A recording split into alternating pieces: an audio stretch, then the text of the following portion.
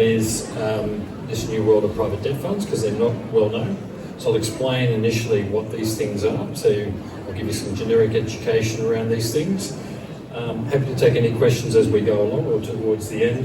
And then I'll talk to you about CrowdProperty, and I'll show you some of the projects that we're actually currently funding or have funded more recently. So you get an idea and a flavour of what sort of developments we're actually funding out there via our platform. Just general disclaimer, you've probably seen these before. We operate through a financial services license with an external trustee and responsible entity of our fund. So what I'm giving you today is just general advice and general information about the fund itself. So the new world of private debt funds. So in terms of private debt funds here in Australia, very, very short history. They're better known offshore in the UK, Europe and the US. But we already believe there's about $1 trillion of funds invested here in Australia in these things called private debt funds, and there's also things called private credit. I guess from a property investor point of view, these potentially provide greater diversification benefits, mainly because it's like a fractional investment via a fund. And the fractional investment is in what we call a project loan, and a loan being against a development project. They kind of born out of the global financial crisis, and after the global financial crisis, the major banks were no longer funding these types of property developments, and particularly the smaller scale property developments that we fund. And so since the post the global financial crisis, we've started to see more and more of these types of funds, and small funds like ours come to the market. And I'll explain shortly why we think we're a little bit different. So what are the advantages to investors? Probably the main ones are in relation to the income that you're able to generate. So these things are not capital growth, they are income. So a person invests their money, their capital, and we return that capital at the end of the project term with interest, which is the income, what we call the target income return. In terms of diversification, you can actually diversify across a number of these project loans, and that could be different types of developers, different types of developments, different investment terms, and different types of exposures to different sectors. So as an example, you could have exposure just to a standard 1 into 3 project development. Alternatively, you could be in a specialty type project loan like we've been doing recently with a specialist disability accommodation. So there's a variety of different potential opportunities to invest in these private debt funds. It's also about the security. So as you can see there is this thing called the capital stack. And so the lowest level of risk, which obviously would then have the lowest level of return, is what's called senior debt, which is first mortgage security. That's what we do. So that's just like your standard home loan where a bank takes security over your assets, including your home. And then we can get into potentially higher risk, what we call mezzanine debt or preferred equity or equity, which is basically investors coming in and investing equity into the project development, and the return's going to be a lot higher, but they're last category for if something goes wrong with the project. First mortgage security, first in line to receive any capital and any interest that come back. They're also used for inflation protection. So if you think of inflation is influenced by interest rates, inflation influences interest rates. So as inflation increases, obviously interest rates will increase. Because we provide finance to developers, those finance rates increase in line with inflation and interest rates. So we always tend to be a little bit ahead of where the inflation is and where the Reserve Bank's cash rate is as well. There are 2 alternatives. You can go down the conservative route, which is the first mortgage secured type of private debt fund.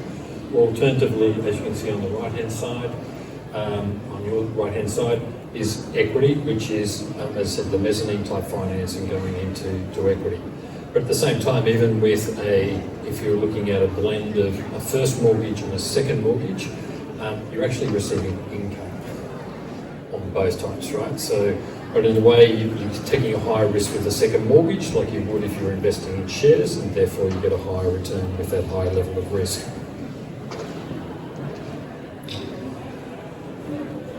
Just to explain that income, the correlation between inflation and interest and income. This was a study done earlier this year by Praemium, which is an investment platform, and Investment Trends, a research firm. It did a study of over 2,000 affluent Australian investors.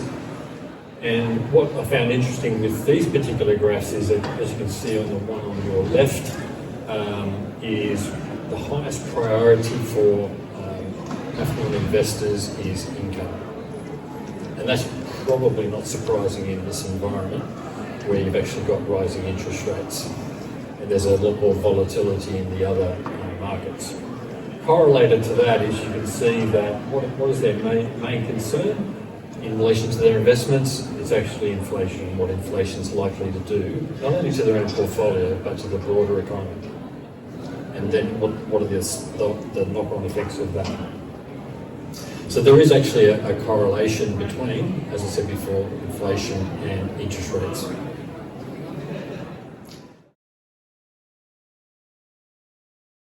Basically what we are is we're a technology company, what we call a private debt fund, and we actually administer all of the investments and all the loans on our technology platform. So the technology platform itself is the holder of all truth. All of the information about the investor and about the borrower, being the developer, is on our platform. We do everything on the platform. So we're a specialist, what we call marketplace lending and investment platform. We facilitate the loans between the investors and the borrowers being the developers.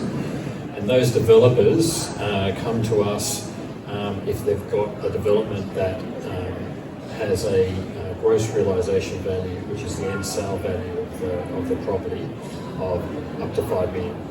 But more recently, we've actually been receiving applications from borrowers for significant amounts above that.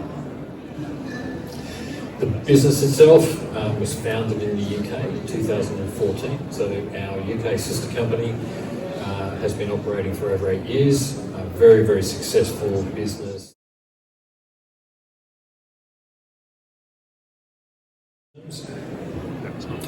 We launched officially here in May of 2021,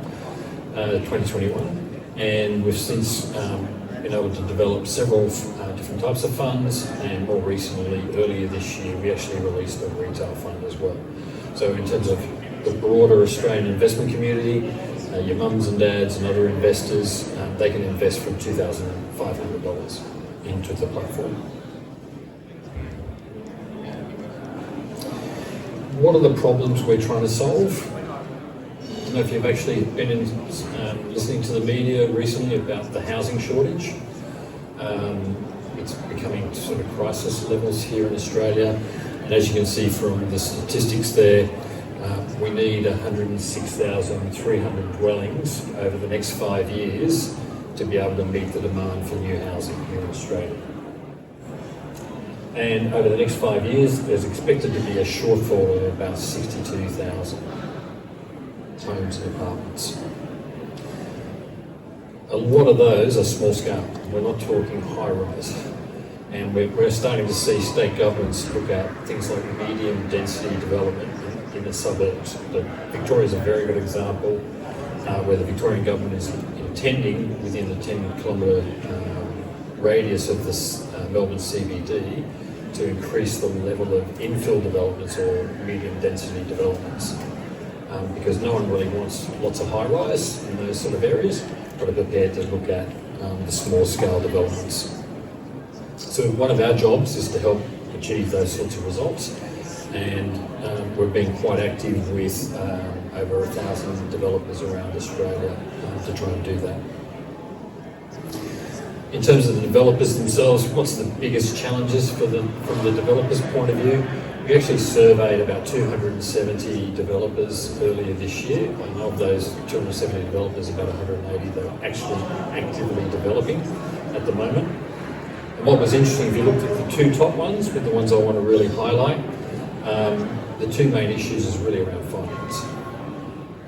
You can see there, the top one, 56% is raising finance in the form of debt, which is what we do.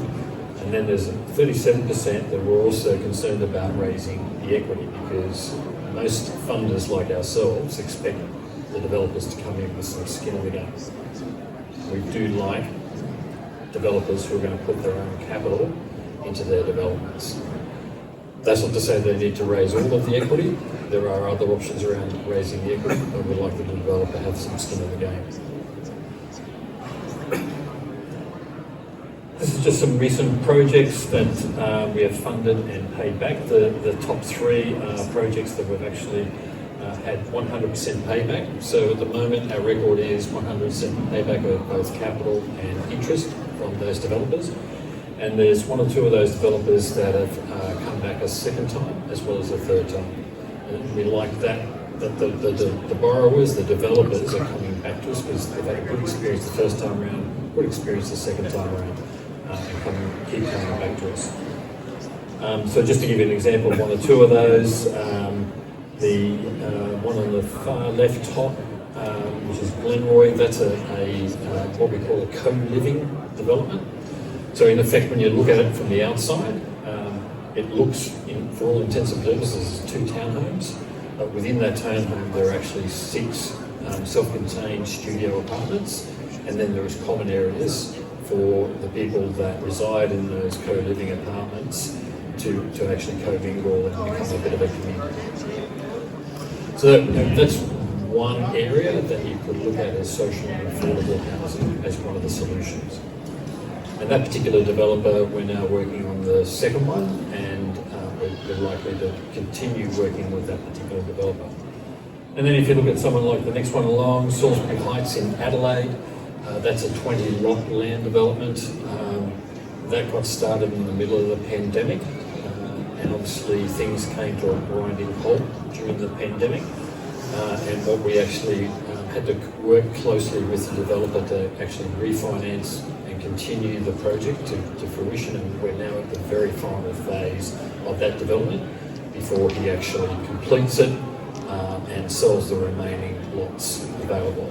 But he's always had 14 pre-sold, 15 with his own home, so there's 15 pre-sold, and with just those 14 pre-sold, the capital and income, and in terms of interest, is already paid back to the investors. Just quickly on this one, in terms of our projects that we will fund, you can see on the left-hand side, we've got a variety of different funding that we provide, whether that be from initial settlement of the property through to construction and exit and bridging finance to the next project. Through that, we're also doing some specialist type funding of developments, including, as I mentioned, the co-living one. We also have currently, which I'll show you very shortly, our first specialist disability accommodation, which is 3 by 2 bedroom villas in the valley. Our types of funding rates, for those of you who have developers as clients, we're typically at the moment funding between 11 and 12% finance rates to the developer. So why are we different in terms of CrowdProperty? The platform itself and the people sitting behind the platform have been doing this for over 8 years. The people that founded CrowdProperty in the UK were property developers themselves and active in the property market, and were looking for an alternative solution to the banks.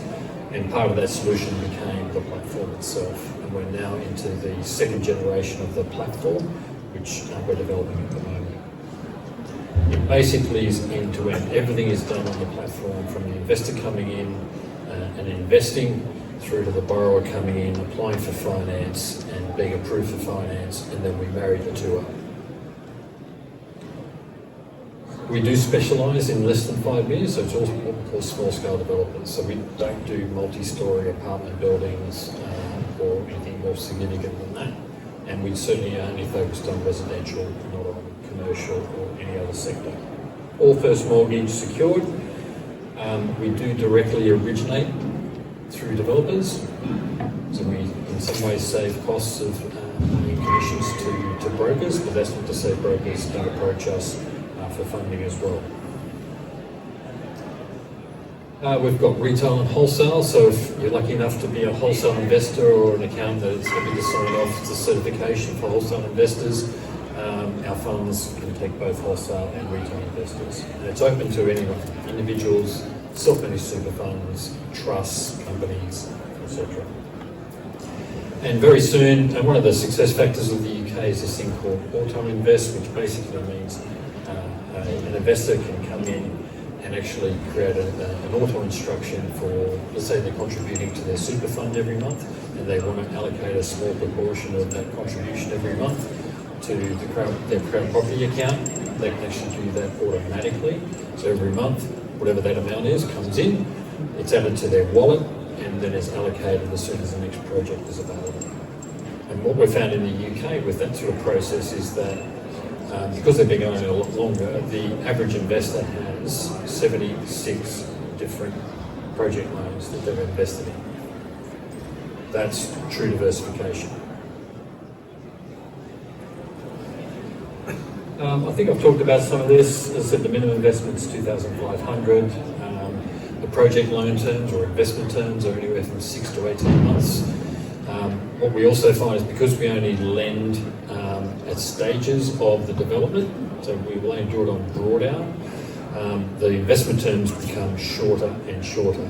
So at the moment, if I go back to that Salisbury Heights land development, that last phase that we're currently funding is a 4-month investment term. So if you've got clients with short-term money that needs to park it for a very short period of time, there's an opportunity to do that. In terms of the types of rates of return, or what we call our target income return, 8.5% up to 10.5%, depending whether you're a retail investor or a wholesale investor.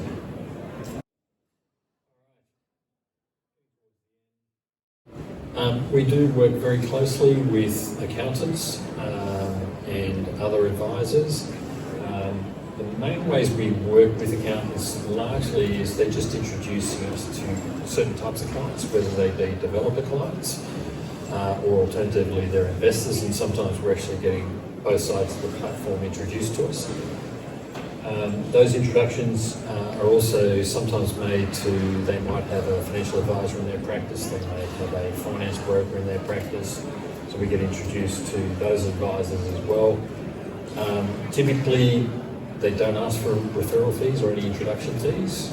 We do have the ability to do that, but because we run a managed investment scheme, which is regulated, it's a retail managed investment scheme these days, highly regulated by ASIC, it's pretty tough to actually be in a position to be paying those sorts of fees, but there is an ability to do that, and our trustee will allow us to do that. Generally, they avoid financial product advice, so really it's just an introduction. We also, for some of their higher net worth clients, particularly those clients who are quite busy and don't have the time to be able to go online and apply to invest, we do have what's called a limited power of attorney, where we act on behalf of the client and we do all of the onboarding process for the accountant and the client. And typically the accountant will provide all that information because they already have most of that information at hand, and we'll do all the onboarding, other than if we have to ID them, we have to do know your client rules and anti-money laundering. We will certainly ask for certain documentation, and sometimes that can come from the accountant as well. But that's all we do. We don't use the power of attorney to invest on their behalf. That's their decision to make. We're just doing the administration part. We can also, we've worked with a couple of accounting firms where we've done things like we've done seminars for their SMSF clients, we've done direct marketing campaigns to their clients. That can be CrowdProperty branded, it can be the accountant brand, it can be a combination of the two. And we work closely with various partners and other staff within the accounting firm to be able to help them in their dialogue with their clients.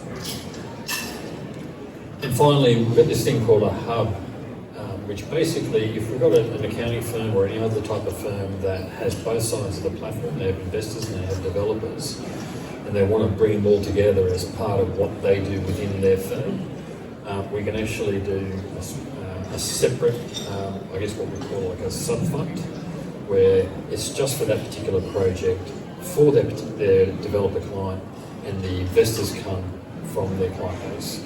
It doesn't come from anywhere else. And we've had some interest in that, and we're also working with some other groups in terms of being in a position to provide that type of hub where we can bring both sides of the platform, as I said, together.